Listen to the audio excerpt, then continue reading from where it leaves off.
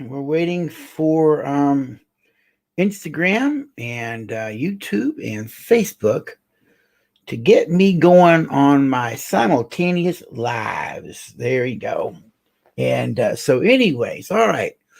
I think I've got myself set up here correctly.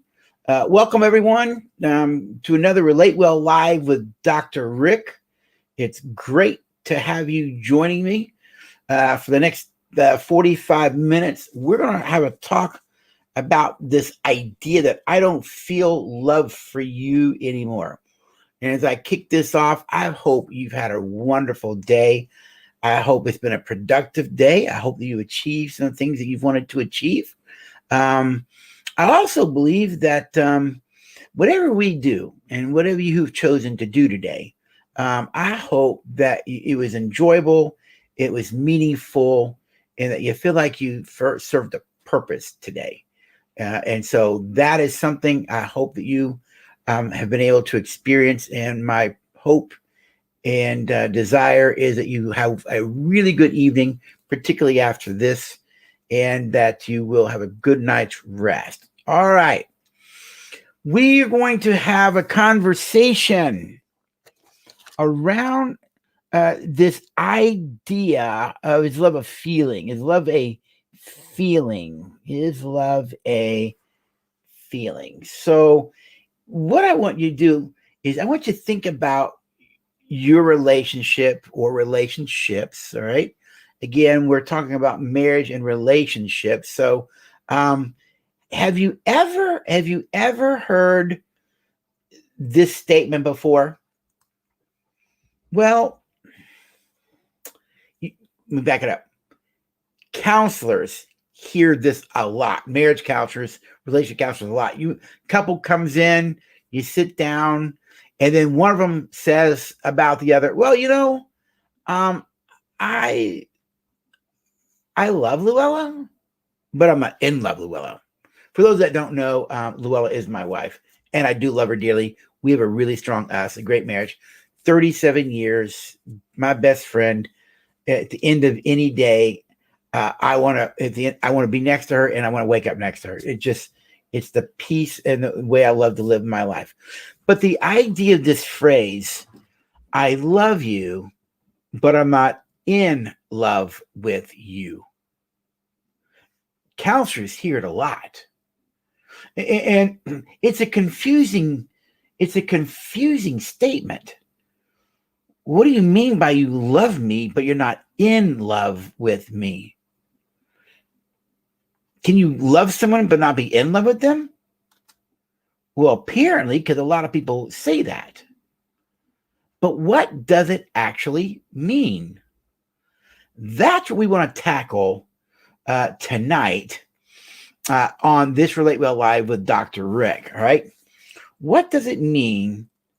I love you, but I'm not in love with you. In my 37 years of marriage, there have been times we've not had good times. If I could tell you, probably the worst 2 years of my marriage were 2004, 2005, and part of 2006. In that time frame, we had a lot of things to work on. By the way, going to ask for your forgiveness ahead of time and a little bit of patience with me. I still have the post-COVID cough. And today's actually been a pretty good day. I haven't coughed a lot, but it does show up. So I have my water sitting right over here. If I cough, just ignore it. That's my post-COVID cough. I can't do much about it, except doctor said, except it is what it is. All right. So then in those years of 2004, 2005, 2006, it was pretty rough. I had a lot of things to work on in my own personal life that I didn't know.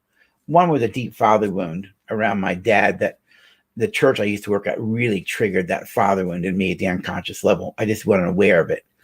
The other part is Laura had some things in her life that we needed to work on, and I had something about it. So it was a tough time. Divorce was never an option. But I'll be honest with you. I remember one time, probably halfway through this journey, I was just feeling distant from her. She's feeling distant from me. And, my kids had to endure all that. And I'm grateful they were patient with us. I think what they did, they saw how we could go through that and still come out on top, which is a good thing in one sense. But I remember I was just feeling so distant, disconnected. And she came and sat down next to me on the bed, and she put her hand on my knee. And she said in a very loving way, she says, I don't like you right now. I don't blame her. I wasn't real likable, to be honest with you. But she said, I want you to know that I don't like you right now, but I do love you, and we'll work through this together. We're going to make it. Boy, those words of affirmation took me for months. But we both had some things we needed to work on. So what does it mean when a person says, I love you, but I'm not in love with you? We want to unpack that and look at it and those kind of things. In one sense, here's what it means. All right, here's one person's writing about that. It means that as I think about you, now listen to what I'm saying. What does it mean? I love you, but I'm not in love with you. It means that as I think about you, I can love you as a thought. As I think about you, as I think about our histories, I think about who you are as a person. I think about the times we've had together, good and bad. If I think about our history, as I think about the things I value about you, I think about the positives and negatives. I love you as a thought. However, I don't have feelings of love for you. Listen to what Dr. Vicky Stark says from Psychology Today magazine. She writes here, I'm going to read it to you. What does it mean? This string of 10 words that has so much power to harm. What does this mean? What does it mean? This string of 10 words that has so much power to harm. 10 words. I love you, but I'm not in love with you. She's asking, what is it about these 10 words, this string of 10 words, that creates so much hurt and harm? Listen to what she writes. It speaks about the lost life force of a couple. I refer to that as the us. That old, I know those who follow me like, oh, there he goes again, but it's so true. That old song by the Righteous Brothers, you've lost that love and feeling. Woo, that love and feeling. You know what I'm talking about. You've lost that life force as a couple. I call that the sense of usness. So I'm going to start back over. It speaks about the lost life force of a couple. That desire to be close, to be together, the impulse for intimacy, the complicity, the sexual energy that was an essential part of falling in love in the early days of the union. It describes the loss on the part of one of at least one of the partners of the pleasure of the other person's company.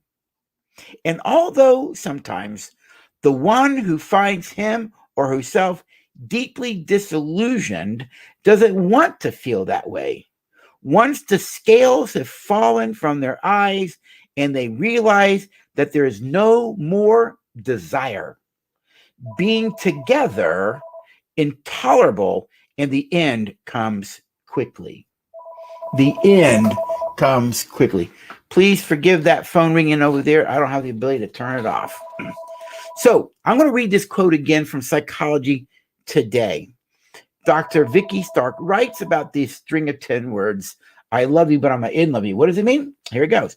What does it mean this string of 10 words has so much power to harm? It speaks about the lost life force of a couple, that desire to be close, to be together, the impulse for intimacy, the complicity, the sexual energy that was an essential part of falling in love in the early days of the union. It describes the loss on the part of one of it, on the part of at least one of the partners, of the pleasure of the other person's company. And although sometimes the one who finds him or herself deeply disillusioned doesn't want to feel that way, once the scales have fallen from their eyes and they realize that there is no more desire, being together, listen, being together becomes intolerable. I can't be around you. It's just too intolerable. I can't handle it. And the end of what she says is, and the end comes quickly. You know, been in the field 30 years doing counseling in many different formats, be it psychiatric hospital, private practice, church-based counseling, a lot of different ways I've done this. And whenever you hear, I love you, but I'm not in love with you, you really do have a problem. Because when you get to that place that you lost that love and feeling in love with you, because what it really is saying is, I love you as a thought, is I consider you and our relationship and our history. I love you. However, I've lost the feelings of love for you, that desire for you, that passion for you, the sense of want, that sense of wanting is gone. And because I've lost those feelings, that's desire, the sense of want, and that's something you feel. Since I've lost it and I don't feel it, then we have to end this thing. Because see, I don't want to love you as a thought. I want to love you with feelings. Now, what's interesting thing is there are people who have taught that love is not a feeling, that love is an action, and that you can act your way into feeling love. Well, I personally think that is wrong. Actually, I think it's absurd to even think that. But there's a lot of people who teach that. The problem with that is, let me give you an example where I know for a fact it would never work. I don't care how much I act my way into getting feelings of love for you. If you keep beating me, yelling at me, cursing me, hitting me, putting me down, have chronic alcohol and drug addictions, which leads to emotional, spiritual, mental abuse. If you continue to stay in that kind of relationship, I don't care how much you act loving, you won't get the feelings of love. The only thing your brains don't feel is threat. You're a threat to me. Danger. That's what you feel. Because you don't feel love for something that's threatening. The brain won't let you. This part down here, the reptilian brain, the fight, flight, or freeze response, it knows better than that. And so to say that love is an action would also decide that love might be a decision. I can decide to love you. Well, I know so many people, they keep deciding to love, but there's no feelings of love. And I don't know about you, but I can tell you this right now, stepping outside the marriage. If you asked me today, did my dad love me? I'd tell you yes, unequivocally. Problem is, ask me this question. How do you know? I don't really. Never felt it. Never felt it. Because here's what I've learned. If you feel love for someone, you kind of know they love you. But love is a decision. I know my dad loved me as I think about it, based on all that I know about my dad, but I also knew that he never got love from his dad or his mom. He was a mess to his mother, and his father was very abusive. I don't think my father ever really got it in a healthy way, so he couldn't give it to us in a healthy way. So I know my dad loved me as a decision, but I never felt it. But I don't know this. I don't want to live well and knowing that she loves me and never feeling it. You've lost those love and feelings. I want to feel the love. And if you feel the love, you know for a fact you're loved. You see, it is important to understand that love isn't always an action. You can decide to treat someone in a loving way. That's an action. I like to say it this way. You can decide to treat someone with goodwill and respect, even though you have no feelings of love for them. See, I believe that to be true. You could always treat people with goodwill and respect. Why? Well, they're a person, and all people are worthy of being treated with dignity. You always respect the person's dignity. The fact that they exist means they have dignity. Respect their dignity. You don't have to like them. You don't have to be around them. But you can always treat people with goodwill and respect, even though you have no feelings of love for them. So, there are 5 different meanings that research shows that are possible meanings for the statement, these 10 words, I love you, but I'm not in love with you. There's 5 possible meanings. We're going to take a look at them now. What are the possible meanings around the statement, I love you, but I'm not in love with you? Number one meaning that it usually can have is this. When a person says, I love you, but I'm not in love with you, what they're really saying is, I am done and I want out of this marriage. I'm done. I'm done. I want out. You see, if I tell you that I love you, but I'm in love with you, it's a gracious way of letting you go. It's my way of saying I'm actually done, but I don't want to be too hurtful and mean to you because, we do have a history together and I want to leave, but I don't want to leave looking like a jerk. And personally, I want to make sure that you feel good. So I'm actually done. And I want out. So one thing that we as counselors do is we have to find out what does it mean for that person. For some, I'm done. I want out of the marriage. You see, sometimes things have happened in a relationship and you've lost those feelings of love. And as you step back and you think about the marriage, where it's been, the investments you've made, the investments they've made, you count the cost. What's it worth staying in it? Is it possible that we can get our love back? Do I want the love back? And people begin to think about all these things. Do I want to live my life this way? Do I want to spend, I'm 59. I'm 59 years old. Do I want to spend the next 30 years of my life living this way? And you know what? I do love her, but I'm not in love with her anymore. I've lost those feelings. And personally, I don't want those feelings back. I have no desire to have those feelings back. So one message is the idea that I am done and I want out of the marriage. These are very difficult people to try and get to come back because what they're using those 10 words as a way to say, it's over. It's over. And for the most part, these people have already decided that it's over. This is just the statement they use to feel good about ending it. It's a kind of a kind way to say, I'm done without hurting your partner because I love you. Oh, you do? But I'm not in love with you. Oh, that's about me and all the feelings. So it's over. You see? And so that's one of the possible meanings. Second is this one.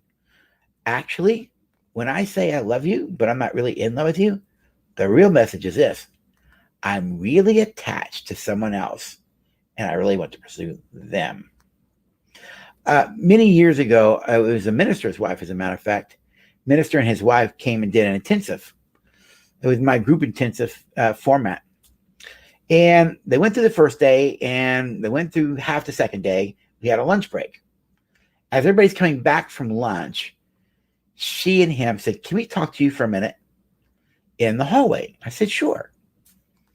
And I'm looking at both of them. She looks at him and he says, I'm not really sure that we should go back in there.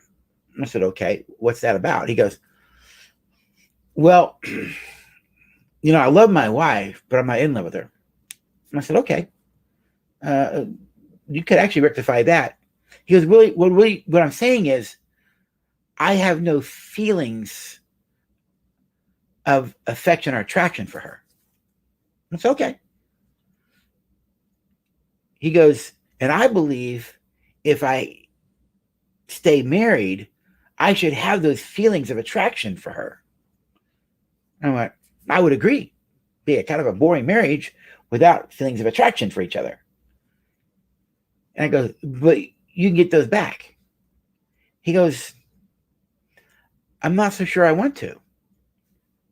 And I said, well, that's a different conversation to him. And she just standing there quiet. And I said, you mind if I ask you a question? He said, yes. And I said, everybody has feelings of attraction for something or someone. We all have feelings, those kinds of things. All right. If those feelings aren't towards her, where are they? And he immediately goes, well, I'm not sleeping with her. That's exactly what he said. And I was shocked. Of course, she was shocked. And I never said you were sleeping with anybody. I said, but based on that statement, we now know there's somebody else. He goes, yes, there is. And I go, you're exactly right. For you to go back into that room and work on the marriage means you have to give up this other relationship. He goes, I don't want to give it up. I said, you're right then. The marriage is over. That's what he meant when I love you, but I'm in love with you. What he's saying is, I don't have a feeling of attraction for you. But what he's really saying is, which is uncommon, he wasn't telling us until the truth came out, he actually has feelings of love elsewhere. He's already got a secondary relationship with someone else. And this was a minister. And so the struggle here is that when he says, I love you, but I'm in love with you, what he's really saying is, I'm actually connected elsewhere, not you. And I don't want to be connected to you because I'm already attached elsewhere. My affections and attractions are with someone else. And sure enough, when we talked a little bit more in the hallway, I said, you're right. To go back in there is to give up the other relationship. He said, well, I'm not willing to do that. He said, okay, then. I said, okay, then. You're right. Going back in there would be a waste of time. And of course, she's sobbing now in the hallway. And I gave her a hug and I said, I'll tell you what I'll do. Why don't you go ahead and y'all head back to Ohio? How we got to figure that out. And I looked at her and I said, if you want me to help you walk through a divorce, let me know. And so, sure enough, I did some long distance counseling with her and I finally got her someone local. You see, sometimes that statement, I love you, but I'm in love with you, is because that person really has feelings and affection, attraction outside of that marriage, and they don't want to give it up. They'd rather pursue this other relationship. A third meaning for I love you, but I'm not in love with you is I cannot be close to you anymore, and I'm going to stay emotionally distant from you. I cannot be close to you anymore, and so I'm going to decide to stay emotionally disconnected from you. Now, this one, they may not want to leave the marriage because of kids, money, religious reasons, who knows? But what they are saying is, I am not going to be vulnerable with you anymore. I'm not going to be emotionally open to you. I'm going to keep walls up with you. And that's how I'm going to live my life with you. I'm just going to stay emotionally disconnected and distant from you. If we could live as roommates, that's fine. But I will not make myself vulnerable or open emotionally to you. Now, let me say this. Dr. Scott Stanley talks about two forms of commitment in marriage. There's commitment by devotion and commitment by constraint. Commitment by devotion is internal. I feel love for you. And because I feel love for you, it's internal motivation. It comes from within me. So my motive for the marriage is I feel love, internal motivation. I feel love for you. And that feeling of love and desire, it is the commitment. Commitment by constraint is external motivation. I don't feel love for you, but I'm committed because of the kids, because God hates divorce, because I can't afford to get a divorce, because, whatever. It's external. There are these things that keep you motivated or keep you committed, but there's zero feelings of devotion and love. Commitment by constraint. Now, Dr. Stanley's research shows that commitment by constraint, external motivations, is not a bad thing in the short term. In the short term. All right? Because it keeps you in there. but you've got to get the feelings of love back, that devotion, all right? You've got to feel the devotion again. And if you're not able to get that love back, you're going to end up as people with a very cold, distant relationship. And somebody's going to leave that after a while, because the pain of living in that distance and disconnection isn't that great. You don't want to live that way, all right? And so the third one is, I cannot be close to you anymore, and I'm going to stay emotionally distant from you. That's a very cold marriage relationship to be in, because intimacy requires partners being emotionally open to each other. Vulnerability, intimacy requires vulnerability.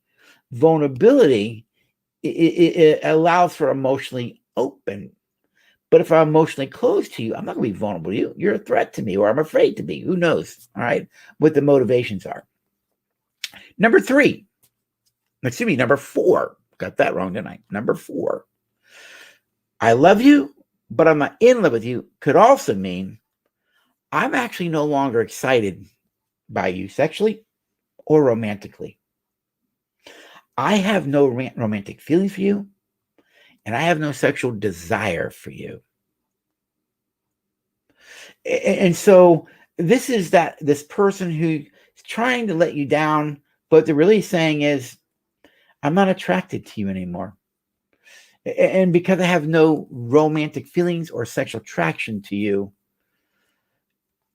I don't know that I'm going to be close to you or want the marriage. And a lot of those relationships, those are open to adultery or pornography, all kinds of stuff.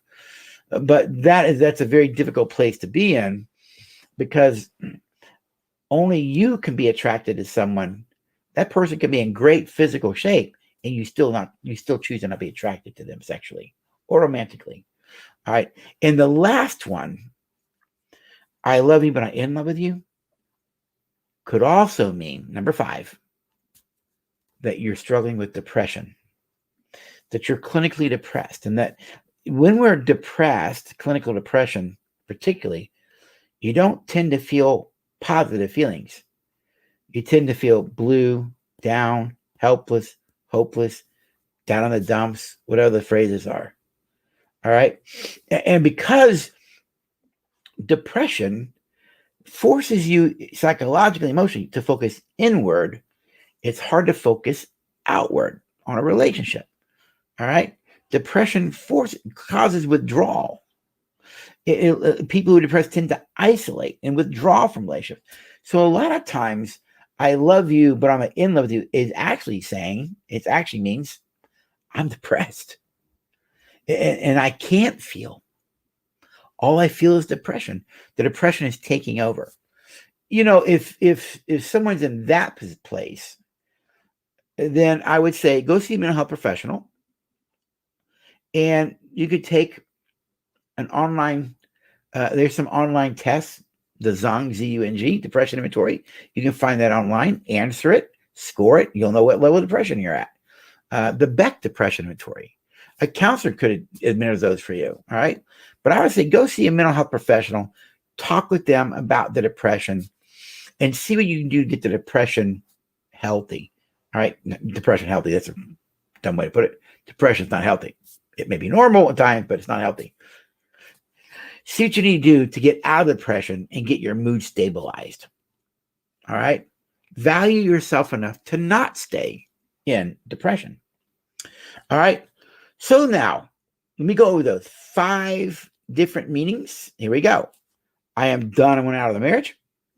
I'm really attached to someone else and want to pursue them. I cannot be close to you anymore, and I will stay emotionally distant. I'm no longer excited by you sexually or romantically.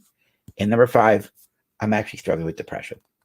Those are 5 potential meanings of I love you, but I'm not in love with you. So now I need to deal with this idea is love a feeling? Is love an emotion? To ask that question, we need to understand what the logic of emotions are. Are emotions logical? The answer is yes. Well, if emotions are logical, what is the logic of emotions? And the answer is the brain is wired to avoid pain and pursue pleasure. So what is the logic of emotion? Pain pursues pleasure. Whenever, whenever someone, whenever the brain, not someone, whenever the brain is experiencing pain, the brain is wired to avoid pain and pursue pleasure. Example, you get a headache, what do? You go take something. Why? Pain pursues pleasure. Because humans are biologically needy. We have physical needs, food, air, water, shelter. We also have a relational needs. All right. I refer to them in our work and relate well as CARES, C-A to the fifth power, R-E-S squared. Those 10 relational needs are biologically based, just like food, air, water, shelter. All humans need comfort, attention, acceptance, affection, approval, appreciation, respect, encouragement, security, and support. They are all biologically hardwired into what's called the limbic brain. The limbic system is the emotional part of the brain. And in this part of your brain, all positive and negative emotions come out of the same area. All right. And we are influenced by what is in the limbic brain, emotion. All humans are. But these 10 relational needs must be met and will be met. And if they're met in healthy ways, you feel loved. If they're not met in healthy ways, you'll feel unloved. It's real simple. It's not rocket science. But whenever we are in emotional pain, I feel unloved, I feel unhelped, I feel unloved, I feel devalued, I feel I don't matter, I don't feel that I'm good enough, pain, the brain doesn't want to feel that negative pain. It wants pleasure. This is why people turn to alcohol or drugs or porn or religiosity. Why? What you're doing is you're medicating the pain of the unmet relational needs in your life. You see, nobody wants to feel betrayed. Nobody wants to feel helpless. Nobody wants to feel hopeless. Nobody wants to feel abandoned or rejected or unloved. The brain doesn't want to feel it. So the brain will do something to mask the pain. Sometimes it just covers it with anger. Think of it this way. Would you rather feel angry that you were rejected or you feel the rejection? You'd rather feel the anger. Why? Because feeling angry that I was rejected is a lot safer and less vulnerable than feeling the rejection itself. Pain pursues pleasure. So the brain is wired to avoid pain and pursue pleasure in all aspects of our lives. And so everything we do in life is about pleasure or pain. And we deal with the world based on pleasure and pain because that's how the brain deals with the world. All right. So think about it this way. If you are a source of pleasure to someone, if someone is a source of pleasure to you, you feel it. They're a source of pleasure by the way they treat you, the way they talk to you, their tone, their mannerisms, all of that. If someone is a source of pleasure to you, because they're a source of pleasure, you actually feel desire for them, longing for them, a want. And that desire for that person who's a source of pleasure produces feelings of love. And we love those who are a source of pleasure. And when you stop being a source of pleasure for me on a regular basis, I'll stop feeling love. My mentor, Dr. Lori Gordon, said that this way: you can act towards someone in a loving way, even though you don't have the feelings of love. You cannot legislate an emotion. You cannot legislate love. You cannot mandate a feeling. The feelings of love are based on if a person is a source of pleasure in your life. And when they stop being a source of pleasure, you stop feeling love for them. It's simple. It's not rocket science. It's how the brain is wired. And so when someone stops being a source of pleasure, and a lot of that's based off our history, relationships, how we are treated, all of those things influence that. But when someone stops being a source of pleasure, or you anticipate they'll no longer be a source of pleasure, you stop feeling desire, you stop feeling love. Now, I can choose to treat you with goodwill and respect. I can choose to treat you in a loving way, but that does not mean I feel love for you. The feelings of love are based on whether you're a source of pleasure for me. Now, I would say either you're a source of pleasure or you're a source of pain. You see, if someone is a source of pain or you anticipate them, how would someone be a source of pain? By the way they treat you. If you're demeaning, if you're mean, if you're insulting, if you withdraw, if you attack, if you call me names, on a regular basis, if you treat me in a way that's hurtful, then I don't feel love for you. What the brain actually feels is a threat. It feels danger. You aren't safe. You're actually a threat. And because a certain person is a source of pain, you feel danger from that person. So what does the brain do when it feels that someone is a threat? Well, when it feels that danger, got it? And we don't think in danger like, a lion's coming after you, just any level of threat. The brain does three things. It runs. It runs away from you. Why? Because I feel afraid of you. Or you fight the threat. You attack it. Why? Because I got to get you. I got to beat you before you can beat me. I got to put you down before you can put me down. Or you freeze. Freezing is when your brain just disconnects from your emotional self and that person.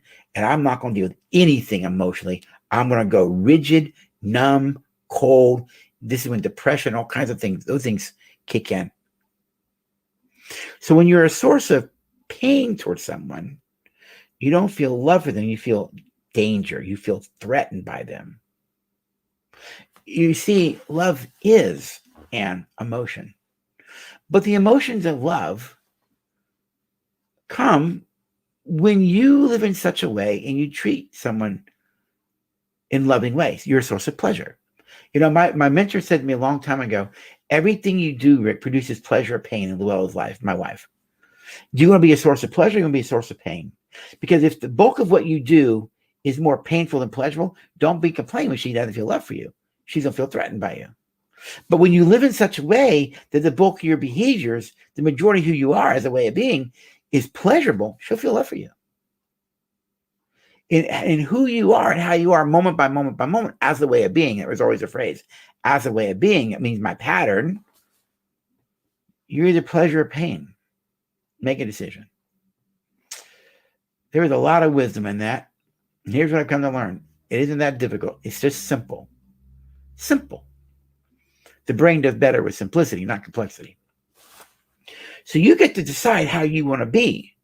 If you're a source of pain for someone, they're probably not going to feel love for you over time.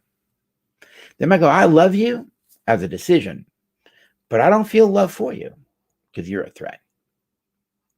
And sometimes what I've learned is when people stop having feelings of love, sometimes we created it. Not all the time. Nothing's 100%. But a lot of times I ask myself, have I done something to create this in Llewellyn? Have I been living in such a way that stopped this?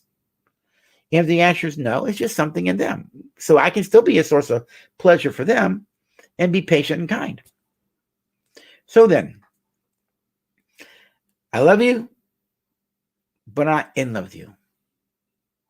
Let's end this with, what can you do then? What can you do if this shows up in your life? If your partner says that to you, first thing you do, accept their feelings as real. Just accept them as real. Don't argue it. Don't criticize it. Don't judge it. Don't evaluate it. Don't try and talk them out of it.